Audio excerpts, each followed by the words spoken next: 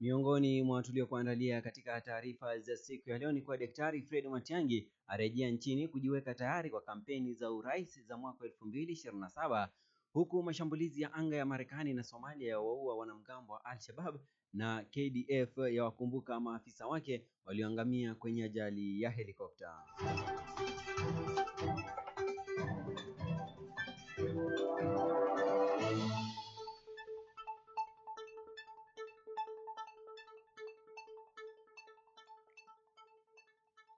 Assalamu alaikum warahmatullahi wabarakatuh, na karibu kwenye taarifa za mwisho wa siku ukisomewa nami Abdul Hamid Suleiman.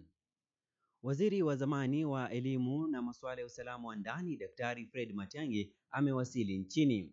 Matiang'i ambaye amekuwa akisemekana kulenga urais wa mwaka 2027 kwa tikiti ya chama cha Jubilee alilakiwa na viongozi mbalimbali wa kisiasa kutoka eneo la Gusii, lakini pia katibu mkuu wa chama hicho.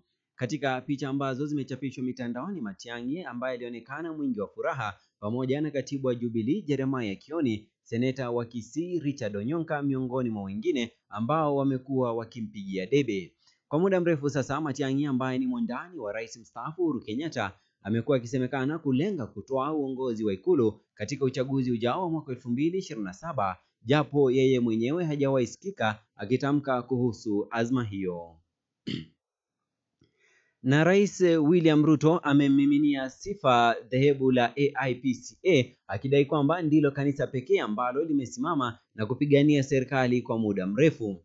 Akizungumza katika kanisa la AIPCA jimbo la Meru katika sherehe ya mafuta matakatifu, Ruto amesema kwamba yeye ni mmoja wa wanufaikaji wakubwa kutokana na mafuta hayo. Alikumbuka kwamba kabla ya uchaguzi wa mwaka 2022 alihudhuria hafla hiyo ya Holy Oil ya kanisa la AIPCA kaunti ya Nyeri, na wiki chache baadaye akatoa urais. Kiongozi wa taifa aliradidi kwamba anaendelea kupata nguvu ya kuchapa kazi kutokana na maombi ya Wakristo na haswa wale wa dhehebu la AIPCA. Na maafisa wa vikosi vya ulinzi hapa nchini KDF waliandaa ibada ya kuwakumbuka wanajeshi walioangamia katika ajali ya helikopta mnamo Aprili tarehe 18 mwaka 2024 katika eneo la Sindar, kaunti ya Elgeyo Marakwet. Miongoni mwa walioangamia katika ajali hiyo ni pamoja na Francis Ogola ambaye alikuwa mkuu wa vikosi vya ulinzi wakati huo. Wengine waliokumbukwa wakati wa ibada hiyo ni pamoja na Brigadier Swale Said, Kanali Duncan Keitani, Luteni Kanali David Sawe, Meja George Magondu, Kapteni Mohamed Sora, Kapteni Hilary Litali, Sajenti Mkuu John Mureithi, Sajenti Clifford Omondi na Sajenti Rose Nyawira.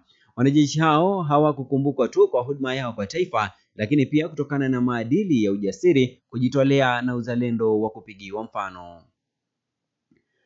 Na maafisa wa upelelezi wa makosa ya jinai DCI wamemkamata Samuel King'ara Kimani ambaye ni mshukiwa wa msururu wa mauaji anayehusishwa na mauaji ya wanawake wawili mjini Thika, kaunti ya Kiambu.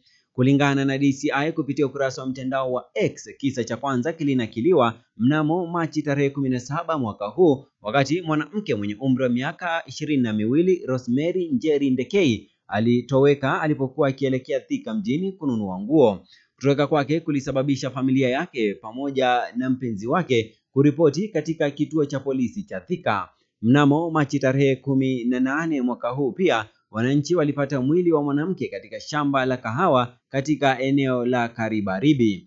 Kwa kuwa mwili huo haukuwa na stakabadhi zozote za utambulisho, mwili huo ulipelekwa katika makavazi ya hospitali ya General Cargo ili kufanyiwa uchunguzi.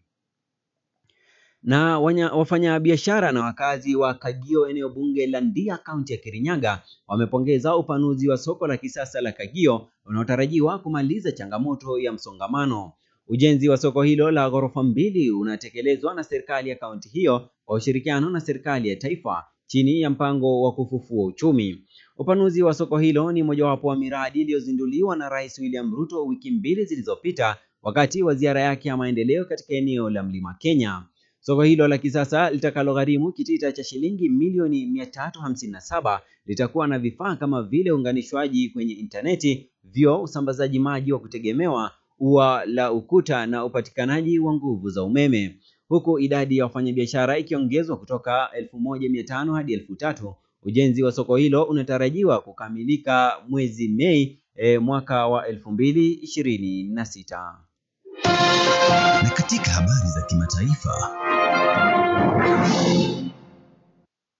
Na katika habari za kimataifa, Somalia. Serikali ya Somalia imethibitisha kwamba mashambulizi mawili ya anga yaliyotekelezwa kwa ushirikiano kati ya vikosi vya Marekani na Somalia yamewaua wanamgambo 12 wa kundi la Al-Shabaab katika eneo la kati mwa nchi hiyo. Aidha, mashambulizi hayo yalifanikiwa kuiharibu meli iliyokuwa ikisafirisha silaha kwa kundi hilo linalohusishwa na mtandao wa kigaidi wa Al-Qaeda. Tukio hilo limetokea kufuatia mafanikio ya kijeshi dhidi ya wanamgambo hao na lilijiri saa chache tu baada ya Al-Shabaab kushambulia mji muhimu wa Adan Yabal ulioko takriban kilomita 245 kaskazini mwa mji mkuu Mogadishu. Mji huo umekuwa ukitumika kama ngome ya mashambulizi dhidi ya kundi hilo la kigaidi. Al-Shabaab imekuwa ikiendesha harakati za uasi tangu mwaka 2007 ikilenga kutoa mamlaka na kuanzisha utawala unaozingatia sheria za Kiislamu. Zikiwa ni 11 dakika zimekatika baada ya saa 4 majira ya Afrika ya Mashariki. Huo ndio mwisho wa taarifa za mwisho siku. Umekuwa ukisomewa nami Abdul Hamid Suleiman. Assalamu alaikum warahmatullahi wabarakatuh. Usiku mwema.